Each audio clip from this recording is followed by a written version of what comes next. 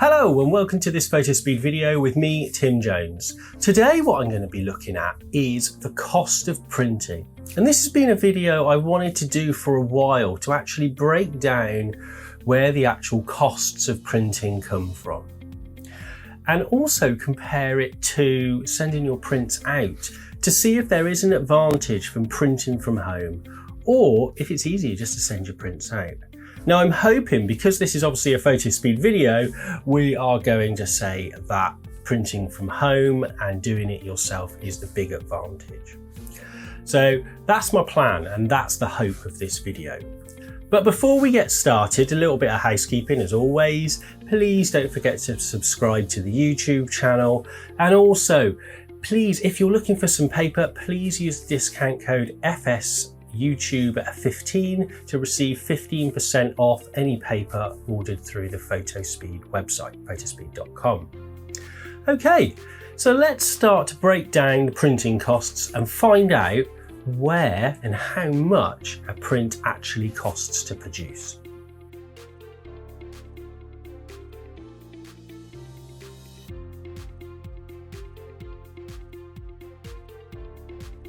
Okay, so let's talk about the elephant in the room, shall we say, and the first thing we think about when we talk about print costs and how much prints cost to produce.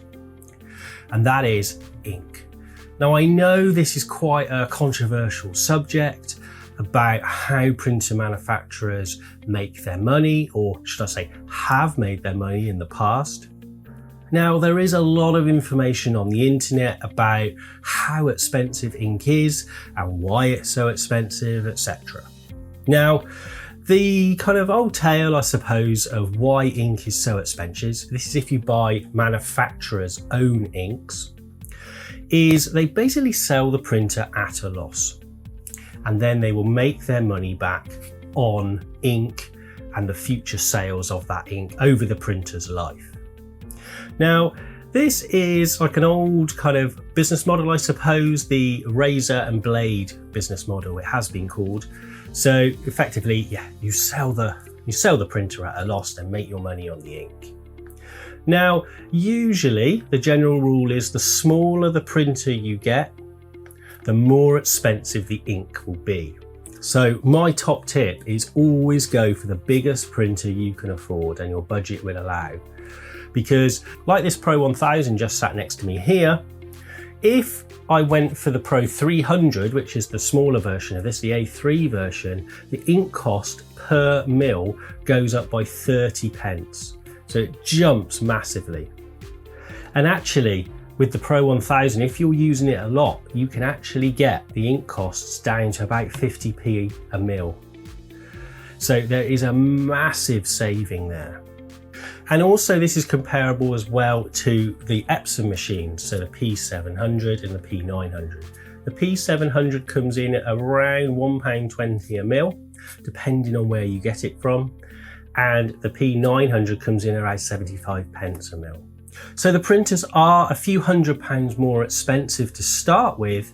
However, once you start using it, you will see that returning ink as well.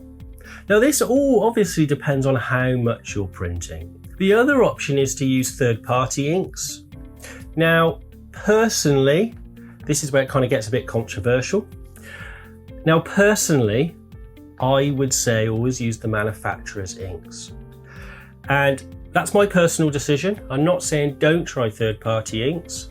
However, just be aware that third-party inks will affect your warranty on the printer and also the servicing of the printer as well if you take it to Epson or Canon.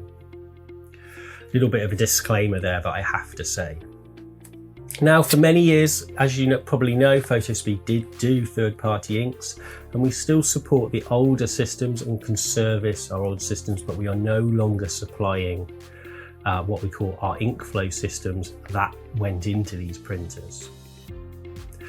Now, we work very hard with our third-party ink to get the consistency, and this is where third-party inks can fall down, is the consistency that is gained by using manufacturers' inks. Manufacturers put a lot of money and expense in development, or so they tell us. So the consistency and the batch-to-batch consistency is really important. If you're using third-party inks, I have seen, especially on Canons to be honest, and the magenta ink, that the batch-to-batch consistency is not there. So we do we'll profile one time and then we'll change a cartridge in the printer and then we'll have to reprofile because the ink just isn't the same. It's just not quite the same shade. So you could see a difference, especially if you're doing a lot of black and white prints. So my top tip is, I know it's more expensive. I know it's more expensive than gold and human blood. I've seen a quote from somewhere on how expensive this ink actually is. I know it is expensive, but ink costs are coming down. Printer manufacturers have started to address this high ink cost, and we do see a shift in business models from razor and blades business model to actually selling the printer at probably break even to a small profit and then making less on the ink as the life of the printer goes on. Now this is addressed with Ecotank systems like the ET8550 and also the Canon G series of printers, which come with refillable cartridges and refillable inks. And these inks dramatically drop down in price, so there's a massive saving there for one of these printers. Now, I think these printers are fantastic, and especially the Epson, the Ecotank machine, they're fantastic. Now, the downside is they're dye ink, so they're not as archival, shall we say. However, Epson have kind of preempted this a little bit and put in a pigment matte black ink as well into the printers, which helps with when printing on matte papers, which is something dye inks can fall down on. So the printer manufacturers are listening to you, although they're moving very slowly, but they are listening and start addressing this. I hope in the future that like the P700 and the Pro 1000, say sat here, will have refillable cartridges and refillable inks in the future, possibly. But I'm hoping that it'll come along. However, with ink costs, if we're producing a print just like this one here, which is A3, this actually costs in ink about 40p. It uses about 1 mil in total across the whole of the print to produce that. So the printers are actually very good and very kind of economical in that respect. And there is always going to be a cost to printing. However, the big cost comes in paper.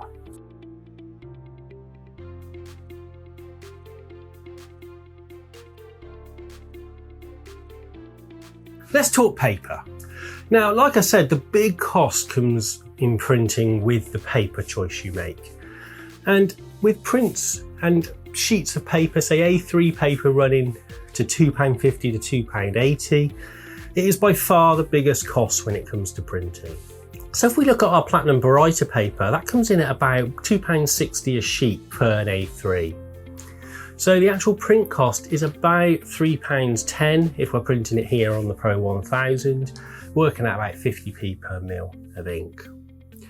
So as you can see, the paper is the biggest part of the equation, should I say, when it comes to printing your own pictures. So the best thing to do is try and save paper as much as you can.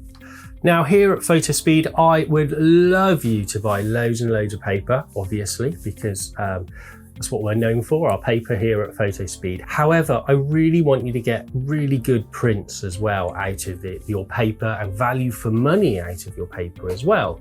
I don't want you to print a whole box of 25 sheets and only have 2 pictures out of that. So you've got to employ like soft proofing and hard proofing to allow you to get the most out of your box of paper, and also the ink usage as well. But as we said, the printer uses very little ink actually when it comes to printing a print. So it is about that. It is about limiting your paper as well.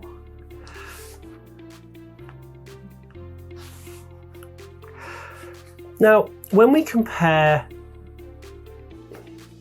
Now let's compare actually sending your prints out.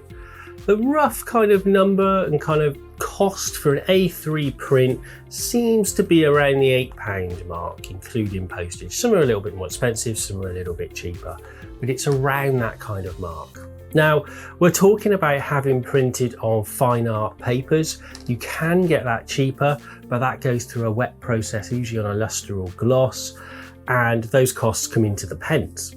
However, if you want a fine art print like I have just behind me here on, say, our high white smooth or brighter papers, then you are looking around that £8 mark for an A3.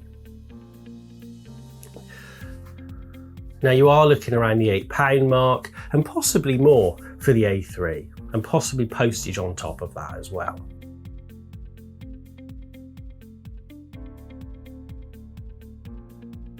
So if we compare that cost of £8 to £10 to our £3, £3.50, depending on your printer for an A3 print, say on a fine art paper, then it is going to be more cost effective to print at home.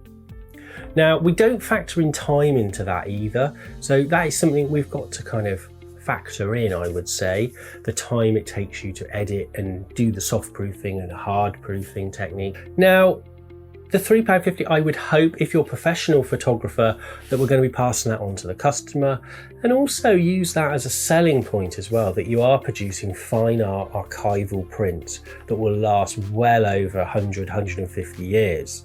That should be a big selling point for you as well, and hopefully be able to charge a little bit more for your prints as well. But if you're an amateur photographer and doing it for fun, I don't think printing really costs more than any other hobby, shall we say. If you are, say, playing golf, for instance, then there is still going to be that factor in there, that we are going to have to be a member of a golf club. We're going to have to spend that out every month. And actually, I think probably if you think an average golf membership is well over £1,000, possibly the ink costs shouldn't be that much. The ink cost shouldn't be that much over the course of a year. Hopefully, depending on how much you're printing, of course. If you absolutely love printing and that's what you do, then you could spend well over £100 in ink. So there is going to be a cost element to anything. If you're a member of a gym as well, there is going to be a cost element to that as well, which could equate to the ink costs coming in here. But by far the cost is the paper as well. But we spend a lot of time on our paper, and there is a cost of materials involved in there as well. I think where people get perhaps a little bit annoyed with the ink costs is actually it costs, reportedly, I haven't got any evidence of this, it's just things I've read online, that it does cost very little to make. To kind of play a little bit of devil's advocate, I suppose, in that kind of argument, is these printer manufacturers are there also to make some money. They are businesses. So if they're selling the printer at a £50 loss or $50 loss, then they're going to have to make that back somewhere. And the obvious choice is going to be the ink. And then secondary, probably the paper as well, because don't forget they all manufacture their own papers as well. So the cost of printing probably, I hope anyway, isn't as much as you think. So we're looking roughly around £1.50 for a fine art A4 print, and around the £3, £3.50 mark for an fine art A3 print. Now, like I said, I would always if you can, get the biggest printer you can afford. Even if you never think you're going to print at A2, but you print a lot at A3, but the savings you're going to make further down the line is going to be quite a lot in ink cost. Also, if you're looking for some paper, please don't forget our voucher code, our FS YouTube 15, because that will help a little bit as well with the paper. But the biggest thing is that do your proofing, test, and test, because that is the biggest way to save money when you're printing. Do some little prints, don't go straight for the A3. Perhaps sacrifice a sheet out of the box of A3 and chop it into A5s or A6s and use that as some little tests as well. Or have a look at my hard proofing video that I'll just pop in the description below, about how we can use one sheet of paper to run little tests going across, just to kind of ease that kind of use of paper and ink a little bit as well. Well, I hope that's been useful, and I hope that's given you a little insight into actually how much ink and paper and the value of that your printer is actually using. And as always, please don't forget to subscribe to our YouTube channel. And also, like I just mentioned before, if you're in the lookout for any paper, and please don't forget to use the voucher code FSYouTube15. Now, until next time, bye bye.